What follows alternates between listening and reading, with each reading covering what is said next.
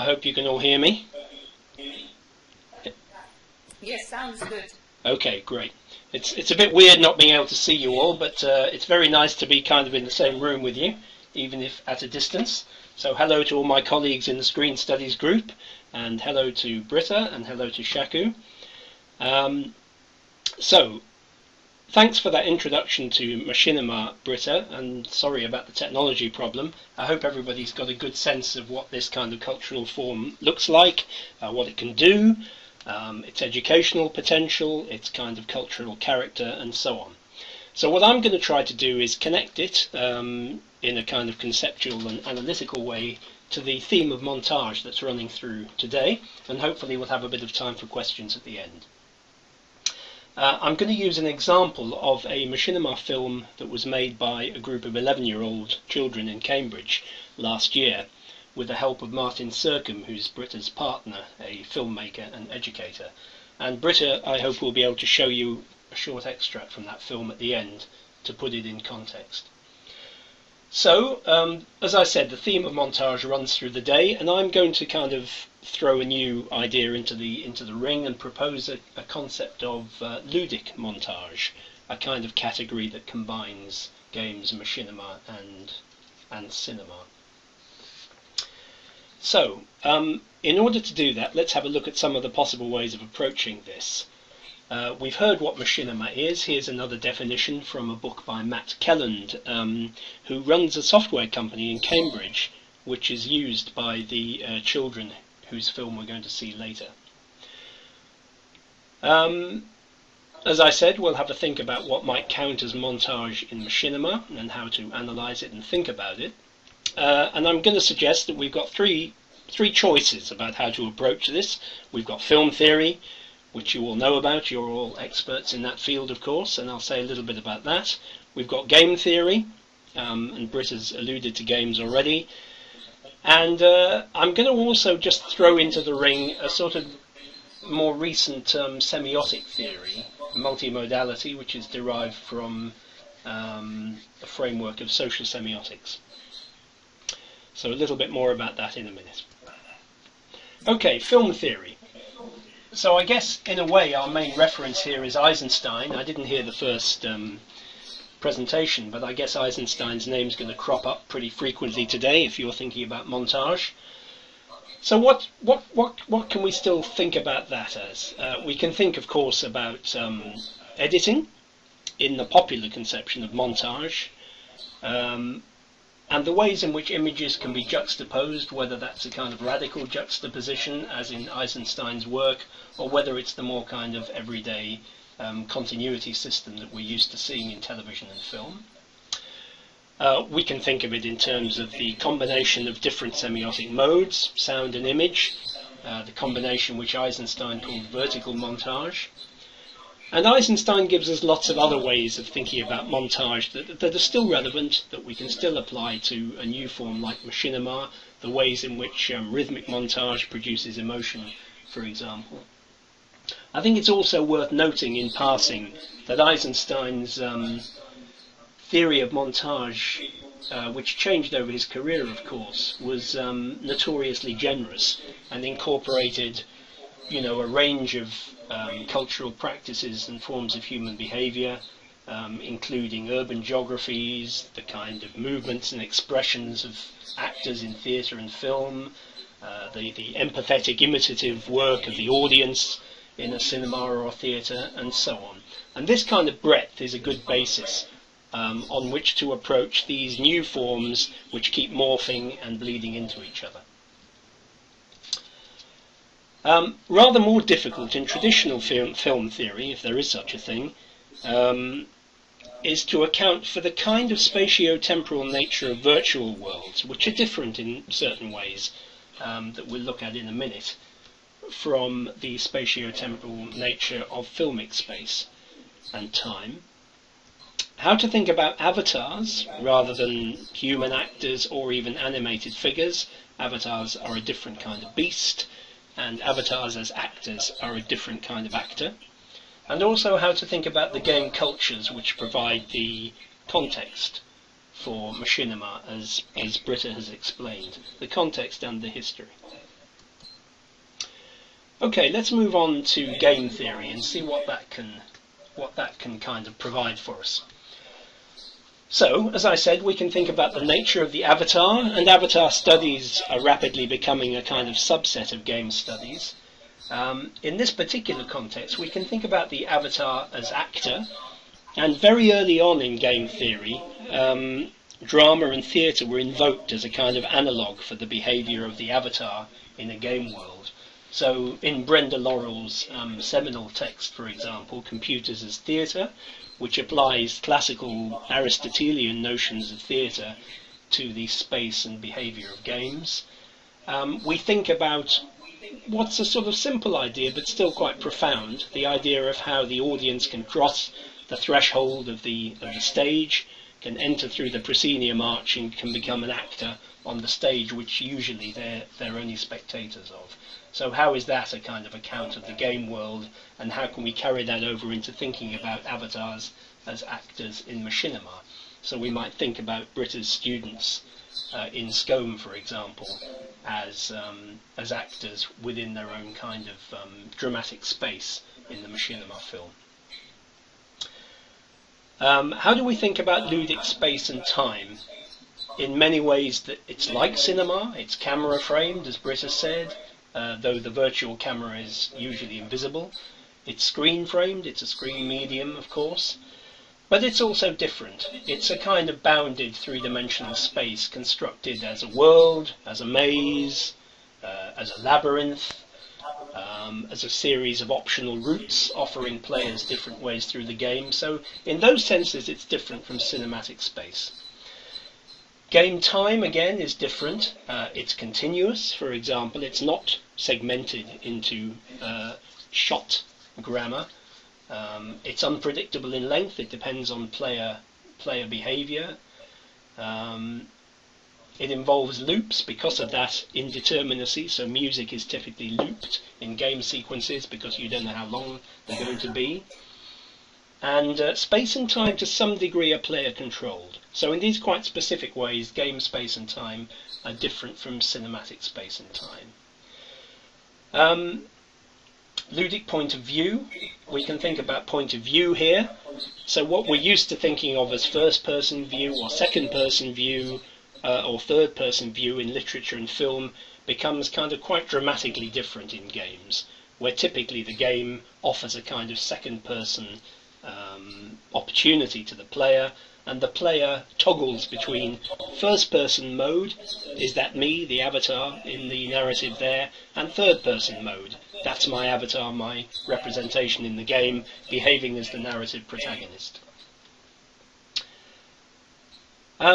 Game cultures, a good way to think about these is in terms of the categories of game and play that were proposed in the well-known work of Roger Caillois. I should have written this. If you're taking notes, it's spelled Caillois, in his book Man, Play and Game. And his categories of game are, first of all, mimicry. So this is the category most like drama or narrative film, role-play, imitation, narrative, and so on. Secondly, agonistic. It's about combat. Thirdly, what he calls eye-links, which means vertigo. So playing games can be a vertiginous experience. And finally, alia, the Latin for dice, which is the category of chance. So these cultures, taking risks, gambling, guessing, chance-based play, vertiginous play, the sense of danger, risk, toppling into the abyss, agonistic play, fighting, combat, battle games, war games, fighting games, shooting games, and mimicry, narrative-styled dramatic games. These are the kind of cultures of play and game that we might want to think about when we're thinking about games. Now, in terms of machinima, all the things I've been describing on this slide are of course subordinated to the logic of cinematic grammar. It becomes film, effectively. So some of these affordances, some of these possibilities, some of these characteristics are lost. But nevertheless, my argument is that echoes of them remain, like a palimpsest. they're always kind of bubbling up underneath the cultural form of machinima. So it's worth coming back to them. Can you still hear me? Good. My voice keeps coming and going here a little bit, so just say if I'm disappearing. Okay, next, just a quick word about multimodality theory. You may not have heard of this. It's a version of semiotics, and if you want to check it out, there's a new handbook coming out from Routledge next month, edited by Carey Jewett at the Institute of Education. And I've contributed a chapter on the moving image to this, so this is my best effort to think about how film is a multimodal form. And in that chapter, I've done a kind of analysis of the machinima film which we're about to see a little later, and also an attempt at an analysis of Laurence Olivier's 1948 film of Hamlet. So if you want to see, you know, my attempt to kind of combine multimodality with film theory, you might have a look at that. And I'm very happy to send that chapter to anybody if they get in touch with me.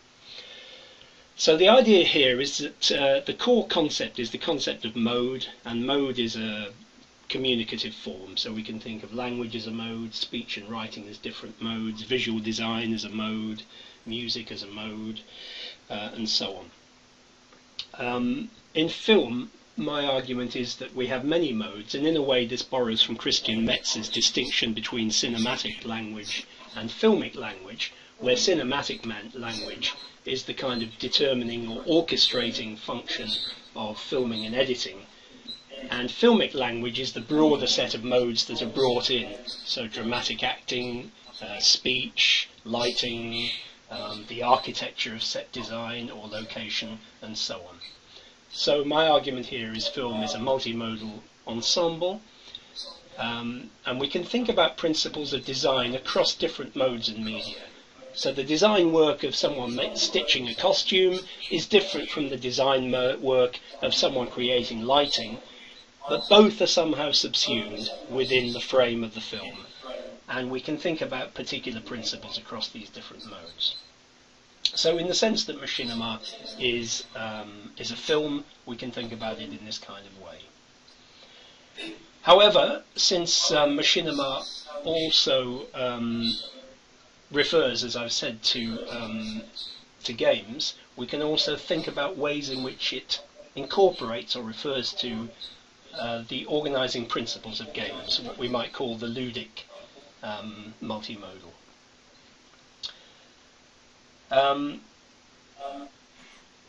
The other point to make, I think, about multimodality in film is that because it's not tied to a particular medium, it can be applied across websites or architecture or the visual arts or music. It's quite good for thinking about the ways in which these cultural forms exceed their conventional boundaries. So here, to think about machinima, we have to think about ways in which film bleeds into game and game bleeds into film, and both refer to theatre, and so on and so forth. And the argument here really is a sort of refusal to think about film as a pure form, which some cineasts will kind of defend, but always to think about it as a kind of promiscuous cultural form, which embeds the cultural conventions of theatre, and which in turn is embedded within games as a new media form. Oh, 5 minutes? Okay, great. I will rush on. So just to give you some ideas of this film made by these children, they constructed the story, they made up a story. In the story, a gaming guy called Jeff, who's a teenager, you can see him in this picture, is swallowed up by his own video game. And in the video game he meets another avatar who is a green-skinned alien intent on destroying and taking over and destroying the universe, of course. And the story proceeds from there. So, just to think of this in terms of modes, we can think about visual composition here, and you can see the two girls here who are designing the character of Jeff, the sort of avatar design. And what's going on here is they say in interview it's a bit like The Sims. They've got this character, they can build him up, They can decide on his eyes, his eyelids, his hair, his glasses, his clothes. So there's a kind of layering going on here.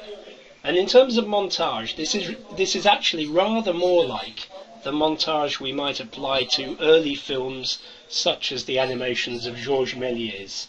Here there's a kind of layering, a kind of painstaking building up of a fantastic effect. There's also, in social terms, a negotiation of representations of masculinity here.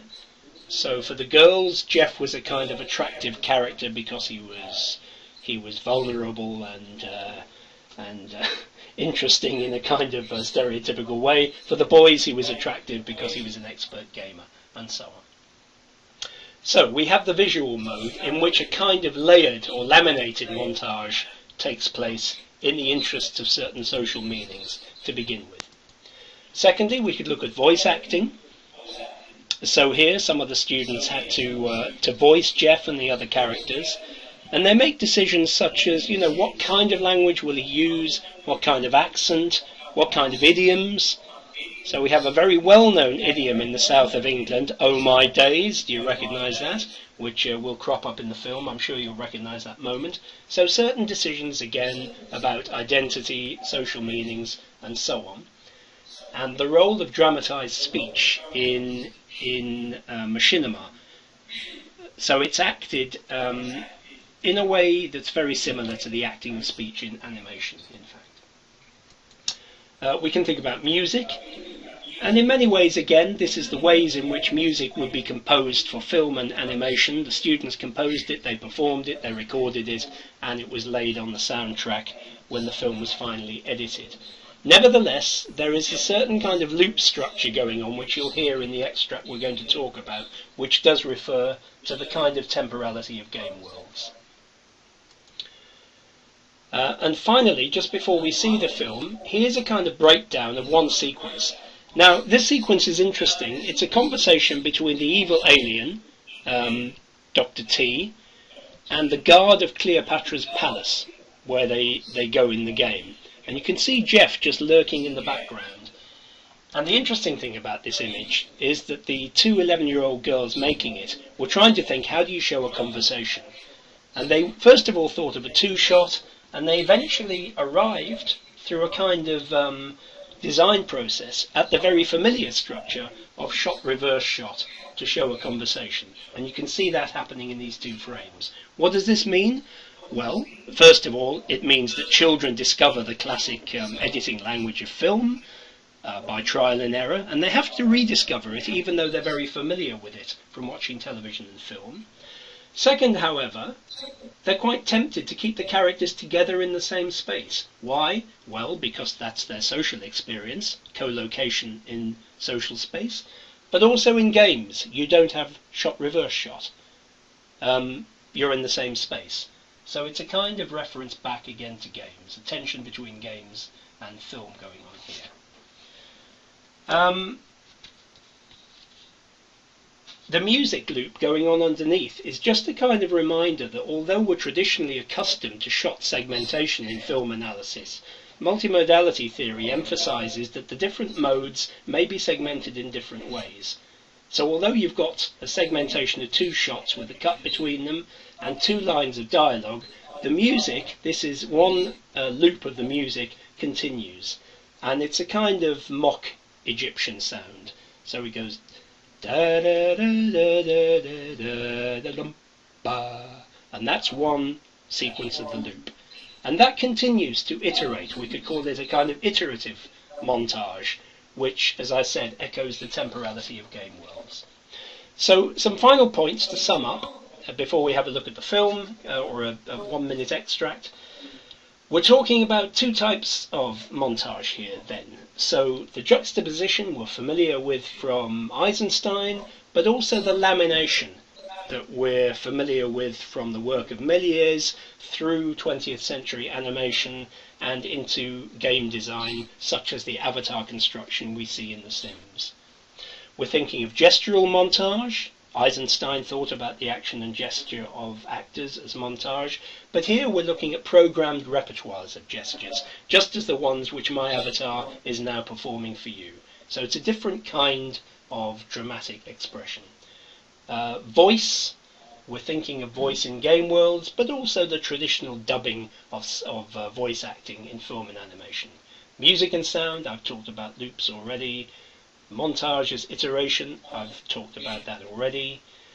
And we can also talk about montage as a kind of embedding process. So the film could be embedded in my PowerPoint, it will be embedded in Britta's Mac in a minute. If you look at it on our research website, DARE, you'll see it embedded in YouTube and in the DARE website. And this kind of characteristic embedding of media within media is a characteristic, of course, of convergence and participatory culture.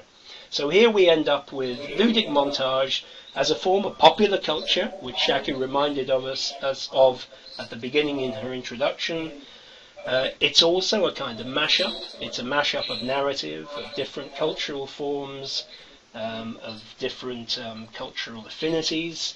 So in that sense, it's part of participatory culture. But just to remind us, again, as Shaku said at the beginning, this is not purely a novel form, it's a form which is deeply embedded in the century-old history and grammar of film and cinema. So here we can see the ghost of Eisenstein, if you like, still kind of alive and kicking in this relatively novel form of machinima. Okay, thanks very much. Thank you. Do you want us to see a bit of the film? Andrew? Oh, yes. Well, can you show it to them? How long? Yeah, sure. I'm going to go. Just until we get to that shot, reverse shot, and then stop, I think. Okay. It's about 1 minute.